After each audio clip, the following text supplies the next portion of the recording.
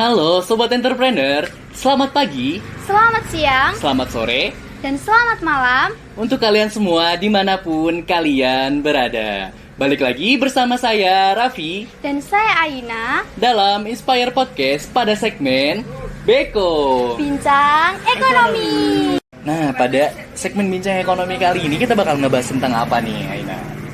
Kita akan membahas mengenai pinjaman online dan judi online. Oh, menarik sekali ya untuk topik kali ini ya. Karena memang pinjaman online dan judi online itu sedang sangat hangat diperbincangkan di kalangan masyarakat karena penuh dengan kontra ya.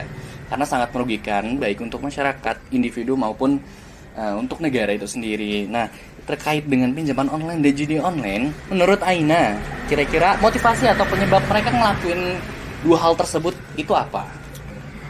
Untuk alasan mereka melakukan pinjaman online itu dikarenakan adanya keadaan ekonomi yang mendesak dan untuk memenuhi kebutuhan hidup mereka serta adanya perubahan kehidupan yang konsumtif.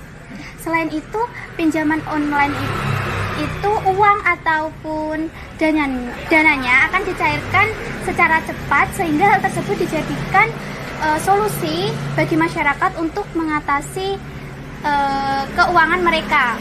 Sedangkan alasan mereka melakukan judi online dikarenakan awalnya mereka itu hanya coba-coba yang akhirnya menyebabkan mereka kecanduan. Selain itu, akses untuk permainan judi online itu juga sangat mudah ya. Oke, banyak sekali ya untuk motif-motif yang mereka keluarkan untuk melakukan dua hal tersebut ya Aina ya. Tadi untuk judi online kalau nggak salah karena ingin mendapatkan keuntungan secara instan dan secara lebih cepat dah. Kalau nggak salah tuh aku sendiri pernah dengar kalau misalnya dari pemerintah itu udah mau blokir ratusan ribu website loh Aina. Ratusan ribu website. Cuman dari para pelaku judi online ini mereka yang bisnis pada market judi online itu mereka bakal ngebuat website baru. Nah itu yang cukup sulit untuk diberantas. Dan dari tadi motif kecanduan juga termasuk juga. Tadi salah satunya pada pinjaman online itu mereka juga berdasarkan motif kebutuhan ekonomi yang mendesak ya. Iya, benar. Dan kemudahan untuk mendapatkan pinjaman secara gampang dan secara lebih mudah dibandingkan bank. Karena yang kita tahu kalau misalnya kita minjam ke bank itu persyaratannya akan lebih rumit dan lebih sulit dibandingkan melakukan pinjaman-pinjaman online di platform-platform. Cuman kan permasalahannya adalah mereka melakukan pinjaman itu kepada platform-platform yang ilegal gitu Aina. Oke, sekarang aku gantian yang tanya dong, Raf. Boleh.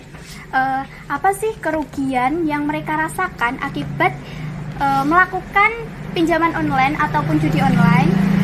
Nah, untuk kerugian, kalau menurut aku sendiri itu banyak sekali ya Ina ya, karena memang ini sudah terjadi di lingkunganku sendiri, entah itu teman ataupun saudara yang sudah terkena dampak dari pinjaman online ataupun judi online tersebut. Mungkin dari pinjaman online terlebih dahulu kali ya. Kalau pinjaman online secara garis besar, mungkin hampir semuanya merasakan dampak ini adalah kenaikan suku bunga ataupun bunga yang berbunga.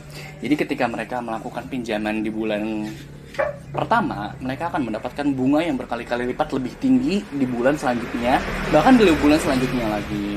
Apalagi kalau misalnya platform pinjaman online yang ilegal. Nah, Aina sendiri sudah tahu mungkin ya, untuk data yang dirilis oleh pemerintah itu dari total seluruh pengguna pinjaman online di Indonesia itu 42% itu dari tenaga pendidik loh teman-teman.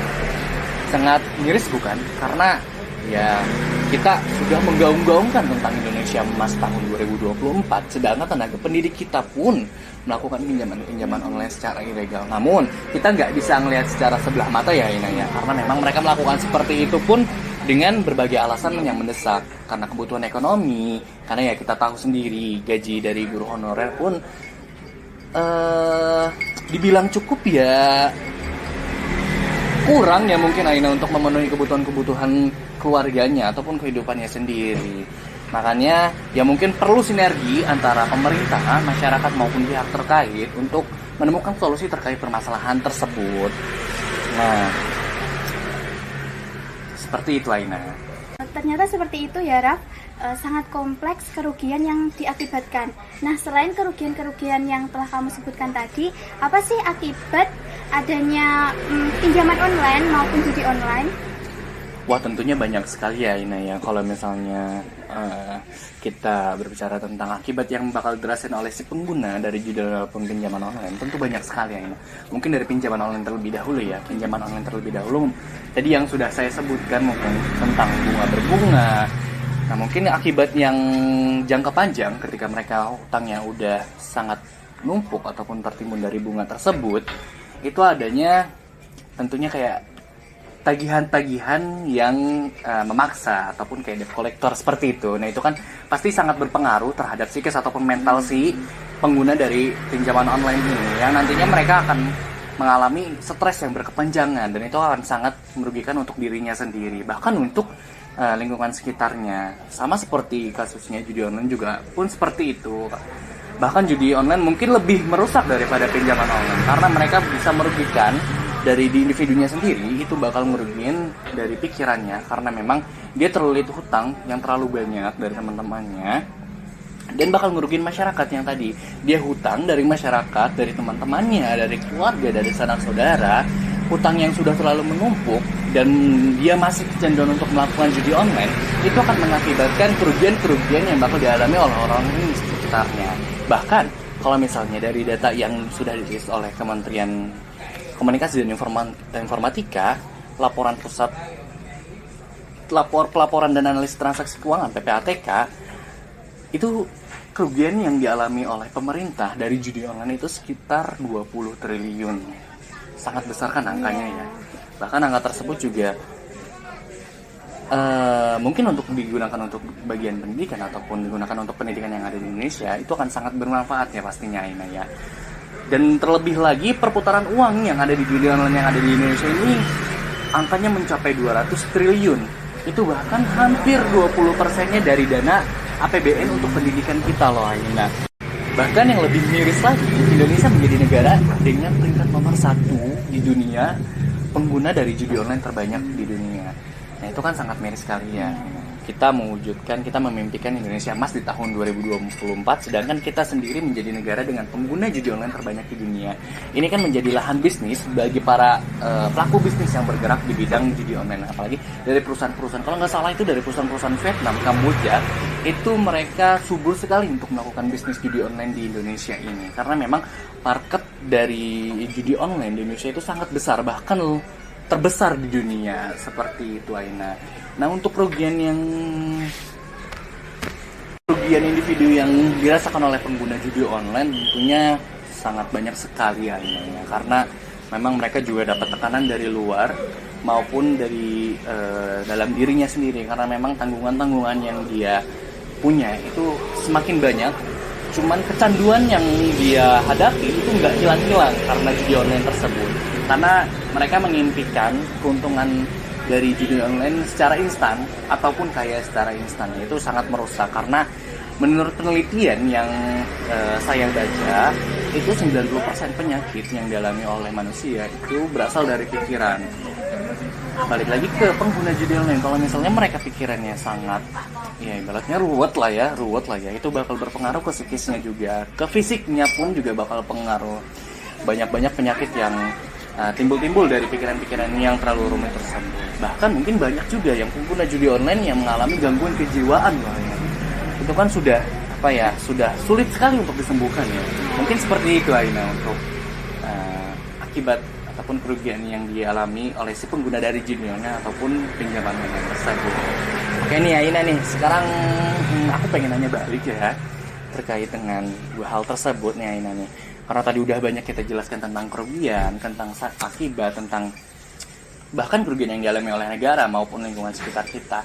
Nah sekarang nih, dari setiap kerugian tersebut kan kita butuh solusi nih untuk menangani dua hal tersebut ya. Kira-kira menurut Aina, apa solusi yang bisa ditawarkan kepada teman-teman semua agar bisa terhindar dari pinjaman online secara ilegal maupun judi online? Cara untuk menghindari adanya pinjaman online diantaranya yaitu kita harus mengecek website resmi Otoritas Jasa Keuangan atau OJK, apakah perusahaan yang kita gunakan tersebut sudah terdaftar atau belum. Selain itu kita juga harus memperhatikan peraturan ataupun kebijakan secara detail terhadap perusahaan pinjaman online yang kita gunakan.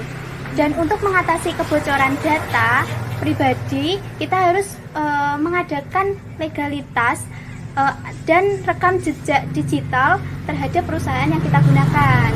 Sedangkan cara untuk menghindari adanya judi online, kita harus menghindari adanya godaan ataupun bujukan yang dapat menjerumuskan kita ke dalam permainan judi online. Selain itu, kita harus melakukan aktivitas yang positif sehingga mengalihkan pikiran kita agar tidak melakukan permainan judi online. Nah, selain itu juga kita harus membatasi nih website yang berhubungan dengan judi online. Dan yang terakhir, kita akan melakukan sosialisasi kepada masyarakat luas terkait bahaya adanya judi online. Wah, banyak sekali ya solusi dari kita untuk menghindari, dari Aina untuk menghindari penggunaan dari judi online maupun pinjaman online. Tentunya solusi dari Aina ini sangat solutif ya teman-teman.